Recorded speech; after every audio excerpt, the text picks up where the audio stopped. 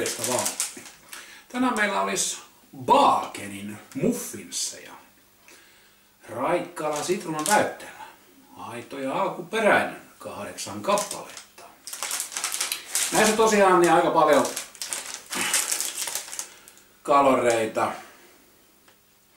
Täällä on mainosteksti, että Baaken. Cream-täytteiset muffinsit on leivottu sinulle, joka rakastat nautintoja. Niissä on pehmeä sitruunainen maku ja sisällä ihanan herkullinen sitruunatäyte. Niillä kohdat tunnelmaa, kun haluat nauttia täysillä. Joo. 280 grammaa. Tässä on jyrsittävää. Ja ties mä näen nyt asettelen tässä. Kaloreita on riittävästi. 100 grammaa kohde oli, olikohan niitä nyt 450 kaloria.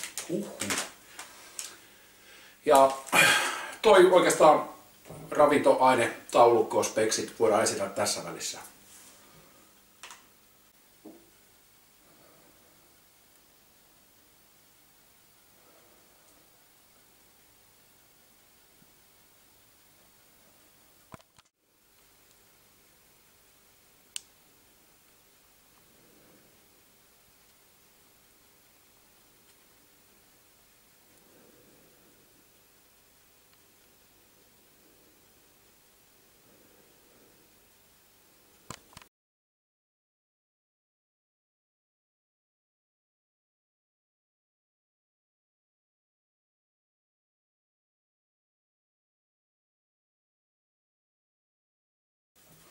No niin, sitten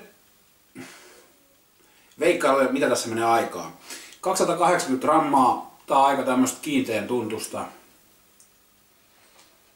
Normaalisti kun syö, siis pääsääntöisesti keskiarvona voisi pitää, että kilo ja 3 minuuttia riippuen ruuasta. Jossain menee selvästi pitempään, jossain selvästi nopeampaa.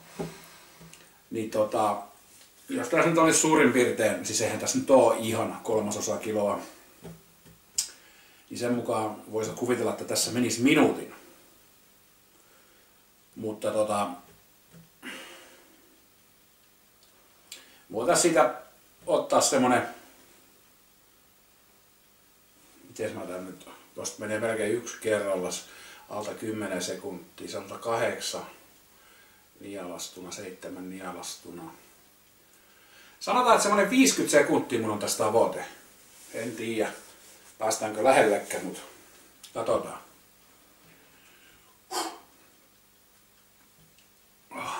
N, Y, T. Nyt!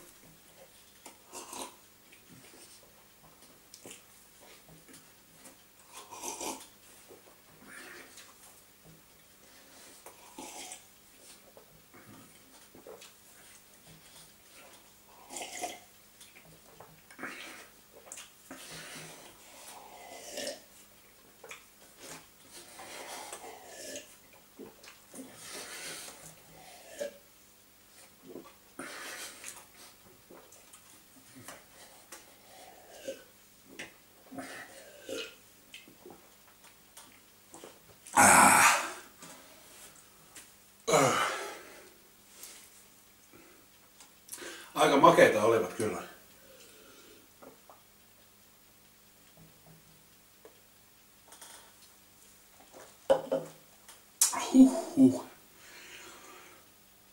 Ajasta nyt ei ole vielä mitään kärryä, mutta kyllä mulla semmoinen kutina on, että se olisi siihen 50 sekuntia just mennyt. Mutta tiedä sitä sitten. Ihan hyvä makuisia, jos nyt syö yhden, mutta tossakin jo, noin oli 8, niin huomasin selkeästi, että tommosia ei oikeasti halua syödä paljon. Eli Essähän vetin näitä, en saattoi olla noita samoja, vetinkö se joku 85 kappaletta. Niin mä osaan kuvitella, millainen olo sillä on ollut, niin aika raaka suoritus on kyllä. Että jos tommosia oikeasti vetää 85, niin on se järjetön määrä makeeta. Mutta me Lopetellaan tältä erää ja huomenna kun tulee taas tarjolle teille tavaraa ja jonnekin sitten ylihuomenna ja me nähdään taas sitten muutaman päivän päästä ja tästä tältä erää moro!